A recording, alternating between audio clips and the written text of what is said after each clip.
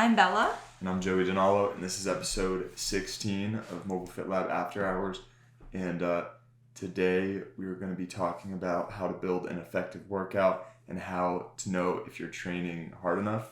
Because a lot of times people will be going into the gym every day, getting into that habit, kind of on autopilot, and they won't actually be training hard enough. And I feel like we get a lot of questions about how to build a workout. Like, what's your split? What workout should I do? How many exercises should I do? Is it okay? Like, a lot of people ask me, like, is it okay to train back 3 times a week or train this twice a week? And it's hard to answer those in like a sentence because I don't want to be the person who's like, well, it just depends on you. And also, but it really does. Also, we sell workout programs, so this is just a bunch of free game for you guys. Yes, this is free. So you know. So if you want some detailed workout programs specific to you, we do have those on www.mobilefitlab.com, and you could get customized programs, one-on-one coaching, or just PDF programs. So this is an important topic because if your program is not built for your goals, you're probably not going to get to those goals, and if you're not training hard enough, you're definitely not going to get to those goals.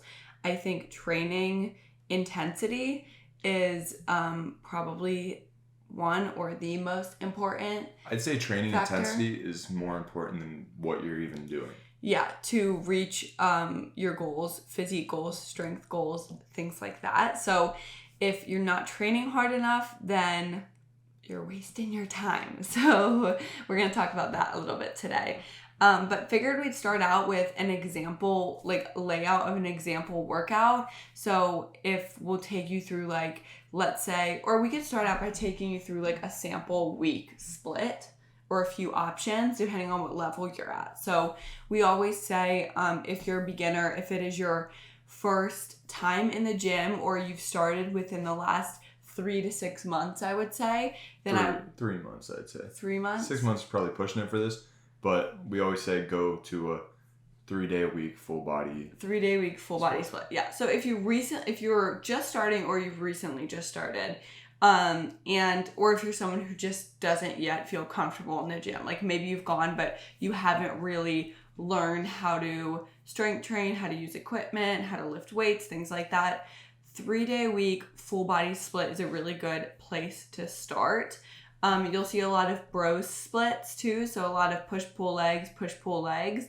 Another solid workout split. You can do full body as someone who's intermediate or advanced as well. So, the split is really depending on your goals at the moment and your past experience. But let's say you're doing a split where you have broken your week down into body parts. So you have one day that is a pull day, meaning you're training back biceps on that day specifically.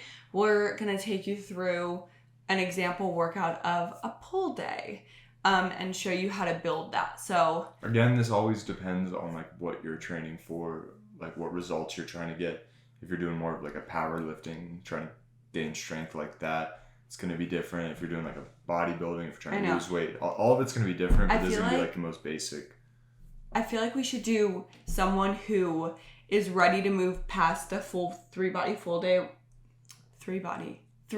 full body workouts and into a split to build muscle. Okay. But they're at like an intermediate level. So that's like our sample person, because we'll be here forever if we do every single person. Do you want to go into volume and details like that, or do you just want to do like a workout for the basic person going into the gym to lift? We could go into like how to do volume. Okay.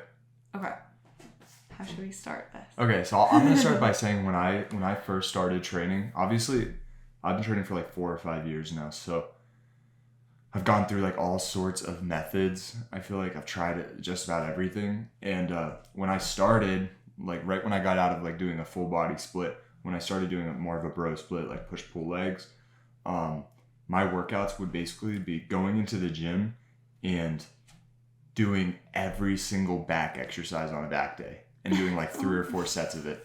Just because like I didn't really know what I was doing, and I would always watch Pumping Iron. If you haven't seen it, you should watch it. It's a good like documentary movie type thing. about all the classic bodybuilders. But I would watch that, and obviously they're on a bunch of gear and a bunch of steroids and stuff, so they would go in and do so much volume. So I thought, like, okay, let me do that so I can look like them. And I did it. I did that for probably a year. I would just like kill myself in the gym. And it works. Like sometimes it works when you're at that like beginner level because you have newbie gains. If you're young, if you're going through puberty, you have all those hormones ready for you. But that's just not going to work like long term. You can't just go in and do every exercise, do all that volume. So first of all, most people just don't have time for that. It also takes like 3 hours. Second of all, you need more recovery as someone who's natural too. But it might work if you're like young and growing. Yeah. So getting into it, I feel like a solid place to start when you're going into this next phase is 20 sets. You can just think about that in the back of your head. Can you explain what that means? Doesn't have to be exact. Yeah, so 20 sets through your whole workout. So you can split that up and even that's like a little bit high for volume, but you can play around with it, see what works for your body. But having that number in the back of your head where you split it up is in like if I do pull-ups, let's say I do 4 sets of pull-ups, then I'll do 4 sets of rows, and then I'll do why can't I do math right now? So like if there's 20, those 20 sets, just for clarification, are working sets. They're not those sets where you're warming up and you're using a pretty lightweight and you stop before you're at that point of failure. Those 20 sets are sets where you're ideally failing during those sets.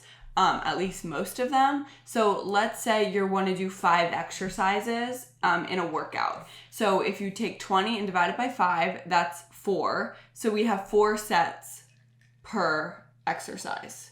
4 times 5, 20 sets total. So that's 4 sets per exercise in your back workout.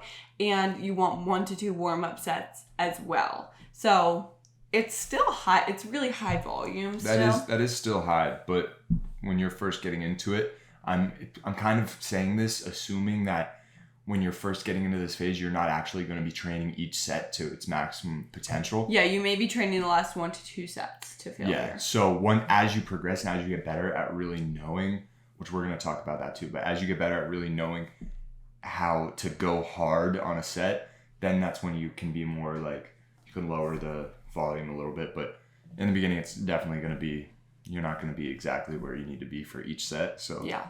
So I think that's a good place to start. So we have 20 oh my God. 20 sets. We have 20 working sets. Per muscle. So we have 5 exercises. We're just going to do 20 for a back day. We're not going to do 20 for a back and 20 for bi in one workout. Yeah. That would be a lot. So we're doing 20 sets total. So we have 5 exercises in a back day. So that's a good way to determine how many exercises you're going to do. I think 6 exercises, like at one point in time, was like a very classic, common, standard number to use. Oh no, the camera's blinking. I know, I need to go get better. But there's no perfect number. That it could be 4 and you could have a great workout. It could be 6 and you could have a great workout. Today we're talking about 5. And then rep-wise for each of those sets, again, is kind of going to depend on your goals. So I think for hypertrophy, which is breaking down your muscle to build it, would be probably in a 10 to 15 range. So during those 4 sets per exercise, you're shooting for that 10 to 15 rep range. So your goal is to choose a weight where you're going to failure and failure is landing you within that range. So let's say I'm doing bicep curls and I'm using 15 pounds. And it's my first working set. So I've probably warmed up with the 10s or the 12 and a halves.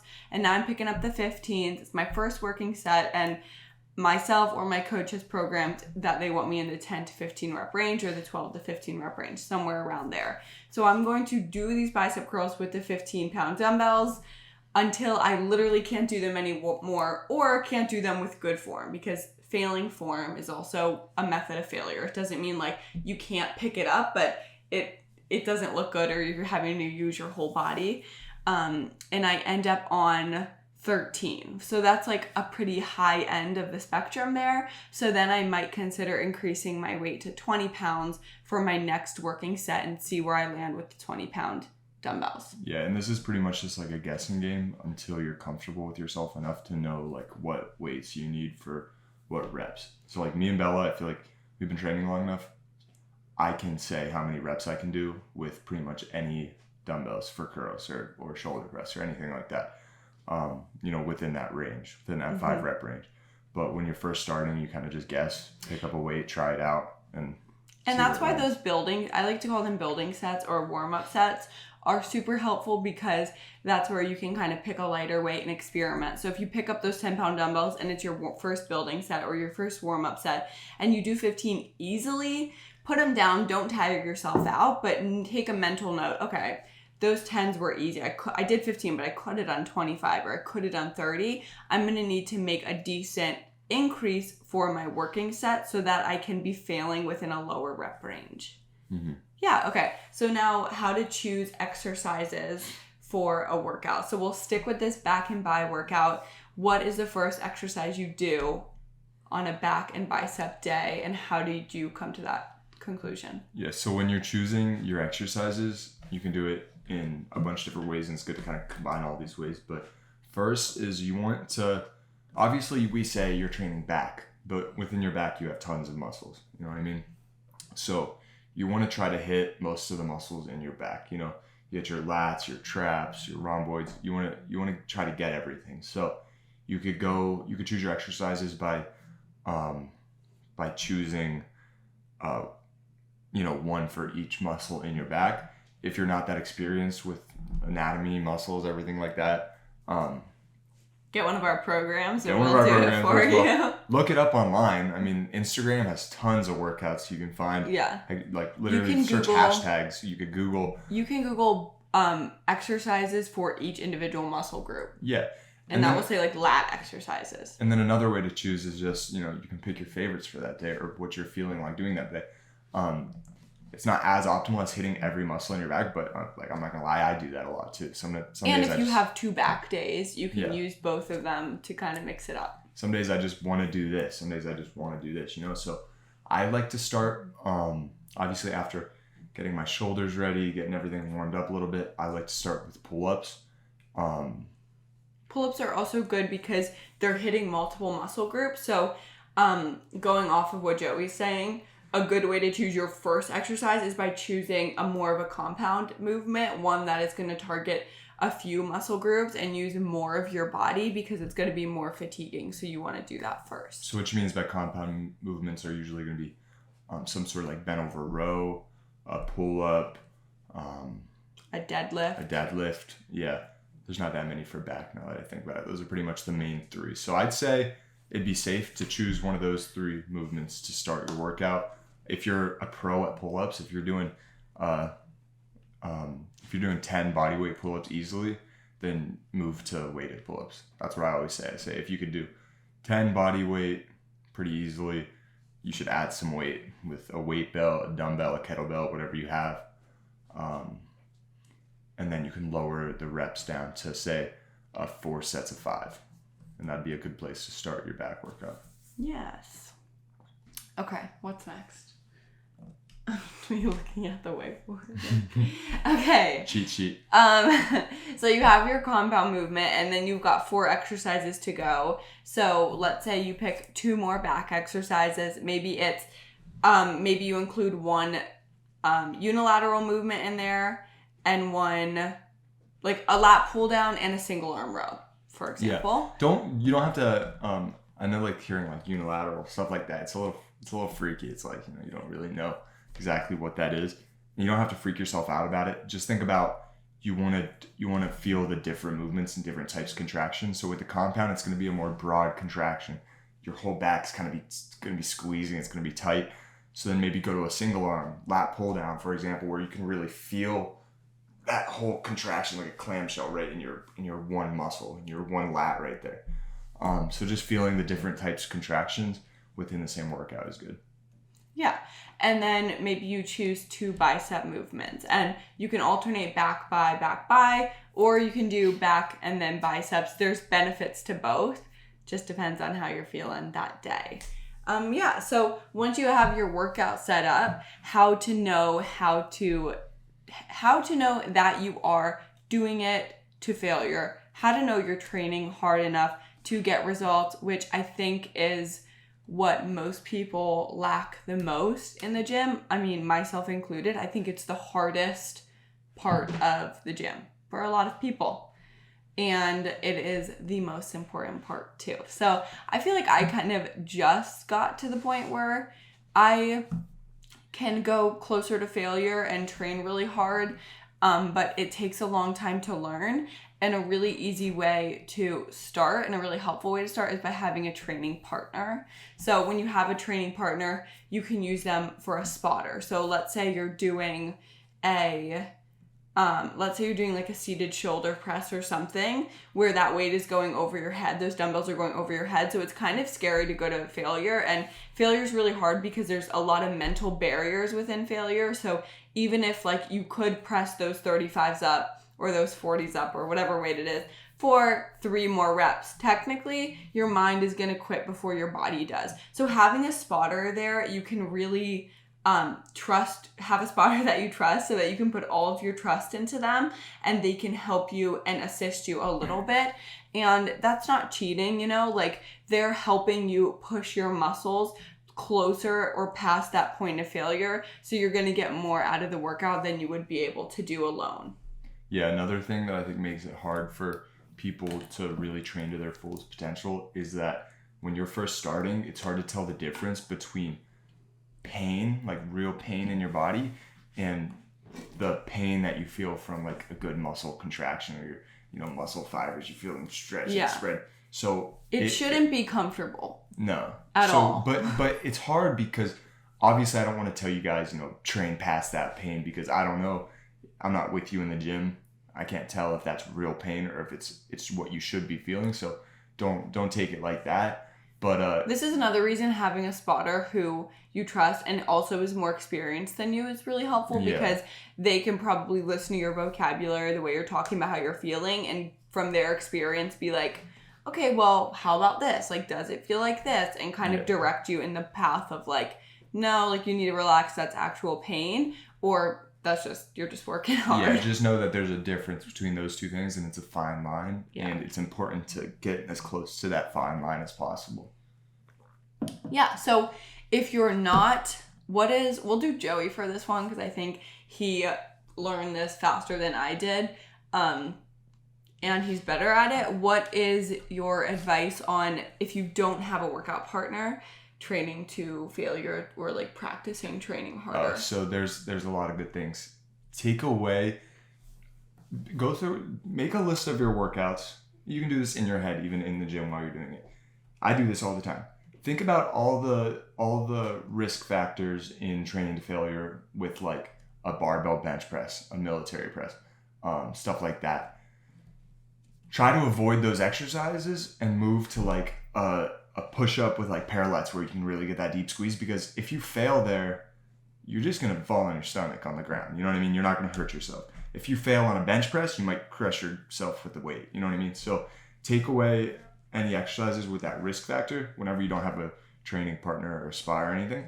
You can also do like a Smith machine is one of my favorite things on a chest day. If I'm doing like a little incline bench press on a Smith machine, I know that I can push as hard as I can. In worst case, I'm just going to have to use the safety. You know what I mean? I'm just going to have to rack it. Yeah, you're not going to get hurt. Yeah, I'm not going to get crushed. And then that way, you can keep doing reps without even finishing the rep before. So if I lock it out here, half boom, reps. And then I can only get it to here, it doesn't mean I should quit. It means I should push to there. And then I can only get it here. And it's nice because you can keep going until you can't even move that barbell off your chest at all. And then you can just rack it on the Smith machine. Yeah, so stick to exercises that are going to be safer to perform alone and safer to fail alone. Doesn't mean you have to stop doing those exercises. Like, doesn't mean you can only bench press if you have a partner. You absolutely can, but you probably don't want to be doing 1 rep maxes alone on bench press if you don't have a training partner. So make your rep scheme higher for those for those more dangerous exercises and don't go as close to failure as you might on other ones, include more accessory work that is a little bit safer, or not even accessory work, just movement in other ways like a Smith machine versus a free bar, and then use half reps, pause reps. Pause reps are great. Half reps, things like that, pulsing reps, whatever it might be, change tempo. Sets and reps and weights isn't the only way to go to failure. You can also use tempo to your advantage in workouts to go to failure, especially if you're training alone. It's really, really useful. There's a lot of exercises that are safe to go to failure on. Yeah, a lot. And if you're in a gym with machines, you have like no problem. Yeah, because you're like no all excuse for that. like we train a lot without machines. So honestly, like I feel like that probably helped you learn how to go to failure easily. But training in a gym with machines is very, very nice for training to failure. Also, you have to remember that even though we said failure with good form, you can still have good form while doing a half rep. Half rep doesn't mean bad form. Half rep is like an actual thing. If I'm doing a pull-up and I can only get my chin to here, I can't get it up to the bar, it's not necessarily a bad rep. Like, I still say you should go back down and go again. Even if you what can't might pull all be the way bad up. form for a pull-up then? Bad like, how form would you know? be, say you're starting to shrug a lot, your shoulders are, you're not able to keep your shoulders, your scapula retracted. Yeah. That's probably the biggest thing for a pull-up. Let me think of another. Let's say for bench press, if you're getting stuck at the bottom and it's taking you a second, that doesn't necessarily mean bad form. But if you're popping your butt into the air constantly, trying to use momentum from your whole body, that's dangerous and you're going to hurt yourself. That's bad form. If you're doing a row, even if you can't get it all the way up to the top here, as long as you're keeping your shoulder retracted down and everything tight, it's still good. You don't want to be swinging. Swinging, think that you want to keep your body in line and you want to avoid any swinging patterns in most exercises.